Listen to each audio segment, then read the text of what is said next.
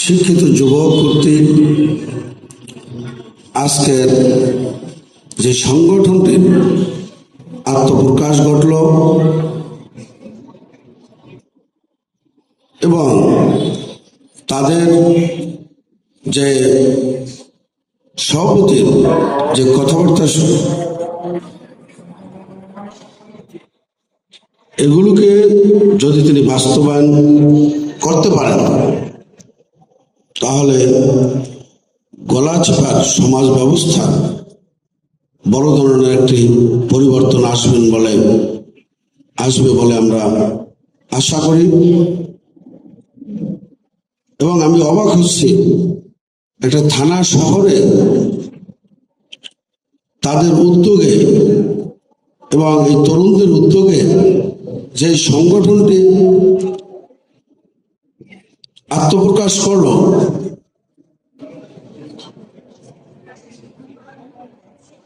এবং তারা যে শিক্ষিত এবং কোরআনের হাফেজ, অনেকেই শুনলাম তারা কোরআনের হাফেজ, তারা এই বয়সে যে উদ্যোগটি নিয়েছেন আসলে এটা অবাক করার মতো, এটা মহৎ উদ্যোগ। আমরা তাদেরকে বলবো যে আমরা আপনাদের পাশে আছি, আপনারা আপনাদের উদ্দেশ্য নিয়ে এগিয়ে যান। সমাজ ব্যবস্থা, গলাচিপার যে সমাজ ব্যবস্থা আছে, যেখানে ত্রুটি আছে, যেখানে বিচ্যুতি আছে, আপনারা সেগুলো চিহ্নিত করে তরুণ সমাজের মাঝে কাজ করেন। আপনারা তাদেরকে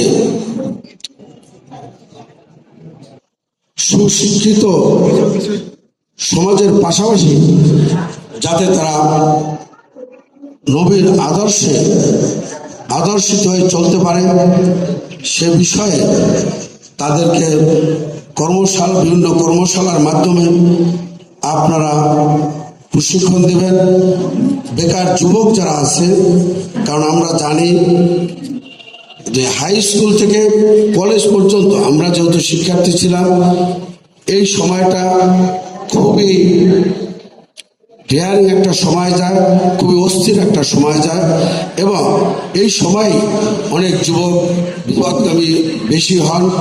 আমরা আশা করব আপনারাও যেহেতু যুবক, আপনাদের কাছে আমাদের প্রত্যাশা অনেক, আপনারা বিভিন্ন কর্মশালার মাধ্যমে, বিভিন্ন প্রোগ্রামের মাধ্যমে এদেরকে আপনারা প্রশিক্ষণ দেবেন এবং এরা যাতে সঠিক পথে চলতে পারে, সঠিক কাজ করতে পারে সেটি ধরিয়ে দেবেন।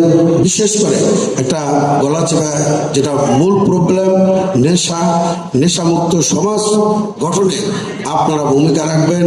এবং আপনারা দেখেছেন আমাদের মাননীয় প্রধানমন্ত্রী তিনি দেশে আসার পরেই বলেছেন যে আমরা একটা নবী হযরত মুহাম্মদ সাল্লাল্লাহু আলাইহি ওয়াসাল্লাম যেভাবে দেশ পরিচালনা করেছেন আমরা সেভাবে দেশ পরিচালনা করব। তাই আমাদের মাননীয় প্রধানমন্ত্রীর জন্য আপনাদের কাছে দোয়া চাই, আমাদের প্রতিমন্ত্রী নূরের জন্য আপনাদের কাছে দোয়া চাই। যেহেতু সময় সংক্ষিপ্ত, নামাজের সময় এসেছে, তাই আমি কথা বাড়াবো না। আমি আবারও বলছি, এই সংগঠনের যে কোনো উদ্যোগের সাথে আমরা আছি। ভবিষ্যতে তাদের কোনো প্রয়োজনে যদি হয় আমাদেরকে জানালে আমরা সেটাই সর্বাত্মক সহযোগিতা করব। আপনাদের কাছে আবারও